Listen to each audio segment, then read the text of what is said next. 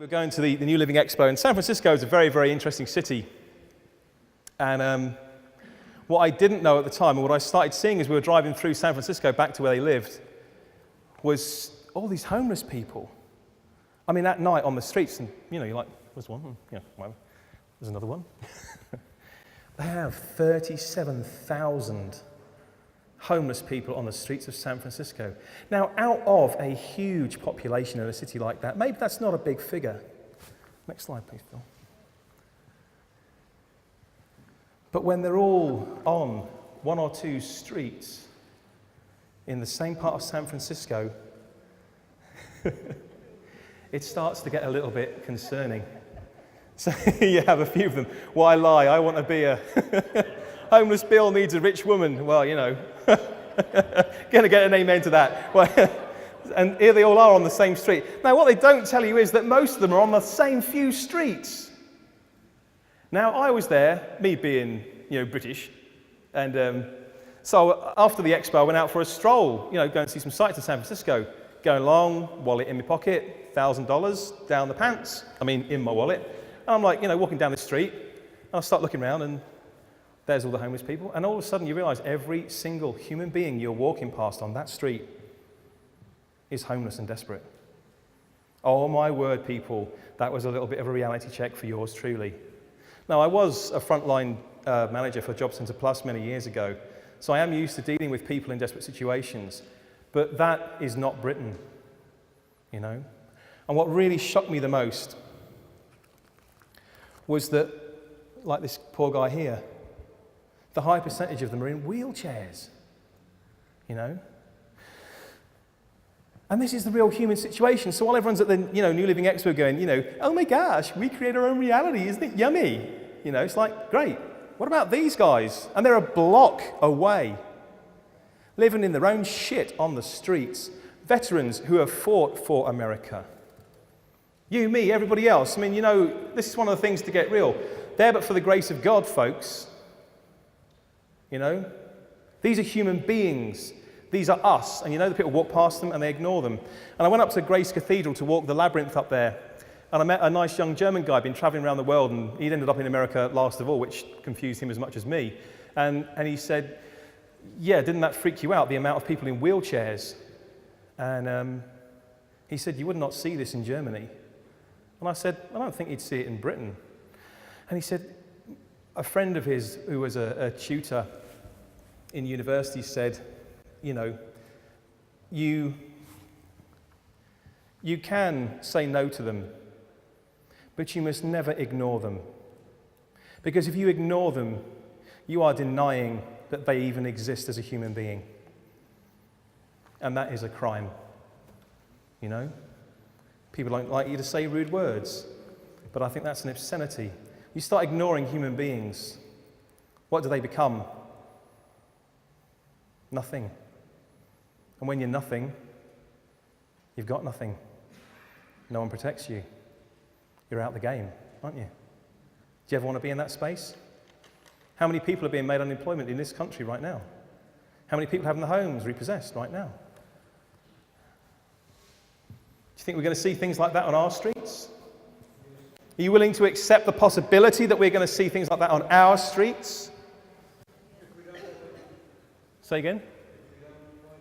Yeah, exactly. So this to me, was a real, I thought it was obscene. When I was going around, and people would ask me for money, I'd be like, yeah, here's $1, making sure I didn't show them that I had $1,000 in my pocket. But it was quite something. I just realized this is not my reality. This is someone's reality, but I'm seeing this for a reason. And I have great compassion for these people, and I'll show you something now which was the most moving and most shocking thing. Most of these people, now it comes down to where most of these people are actually congregated in the few streets in a certain few square miles or square mile. They are concentrated around the United Nations Plaza. Now, I went there, and this is when I first started really noticing so many of them. And it's a very beautiful place, lots of fountains and sculptures. There's even a homeless person asleep on one of them, so it's the real deal. What really drew me to it, and this is This isn't anybody I know, it's a photo from the internet. I just had to find you a photograph of this. Does anybody know what that is? No? Yes, thank you, that man over there. This is the inscribed Declaration of Human Rights as adopted by the United Nations, people. And it's there inscribed of thousands of homeless, desperate people. Have you ever read it? Do you know what this thing says? Because I wrote this down and I was in tears just writing it. Phil? Now there's 30 articles and I'm not going to go through all of them. I'm going to pick out some of them for you, but I want you to get a feeling for this. Article 1, all human beings are born free and equal in dignity and rights. They are endowed with reason and conscience and should act towards one another in a spirit of brotherhood. Everyone is entitled to all the rights and freedoms set forth in this declaration without distinction of any kind, such as race, colour, sex, language, religion, political or other opinion, national or social origin, property, birth or other status. Furthermore, no distinction shall be made on the basis of political, jurisdictional or international status of the country or territory to which a person belongs, whether it be independent, trust, non-self-governing or under any other limitation of sovereignty. Article 3, everyone has the right to life, liberty and security of person.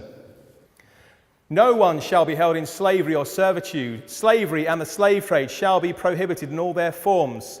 No one shall be subjected to torture or cruel, inhuman or degrading treatment or punishment. No one shall be subjected to arbitrary arrest, detention or exile. Everyone charged with a penal offence has the right to be presumed innocent until proved guilty according to law in a public trial at which he has all the guarantees necessary for his defence. No one shall be held guilty of any penal offence on account of any act or omission which did not constitute a penal offence under national or international law at the time when it was committed, nor shall a heavier penalty be imposed than the one that was applicable at the time the penal offence was committed. Everyone has the right to freedom of movement and residence within the borders of each state. Everyone has the right to leave any country, including their own, thank God, and to return to their country. Everyone has the right to freedom of thought, conscience, and religion. This right includes freedom to change his religion or belief, and freedom, either alone or in community with others and in public or in private, to manifest his religion or belief in teaching, practice, worship, and observance. Everyone has the right to freedom of opinion and expression. This right includes freedom to hold opinions without interference and to seek, receive and impart information and ideas through any media, regardless of frontiers. Everyone has the right to freedom of peaceful assembly and association. Article 30, the final article, and it's a long declaration, but they are pretty specific about this, and I'm glad that they are, because I think that there's some arseholes out there need taken to task over this. They signed the declaration, all right? Heads of state signed this declaration. The countries of the world signed this declaration. What are they going to say? Oh, I was pissed at the time, sorry. Oh no, that wasn't me, it's some fella that looks like me, innit? Come on. Nothing in this declaration may be interpreted as implying for any state, group or person any right to engage in any activity or to perform any act aimed at the destruction of any of the rights and freedoms set forth herein. Do you see anything happening like that around our planet today? I think there's quite a lot of this document's been abandoned. So how many people here were at the British Constitution group conference in Stoke? Yeah, enough of us. Interestingly enough, aren't we seeing the same thing? This is just a bigger picture. That we do have rights under international law, under human law.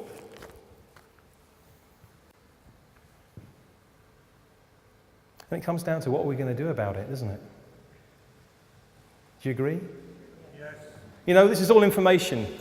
I'm not here as an information broker. I'll get onto that in a minute. But I wanted to include this because to me, that was just an incredible irony. There I was standing writing down that thing thinking, where are all these people coming from? And then I start seeing a little park, up the way from me, just full of tents and sleeping bags and thinking, holy shit.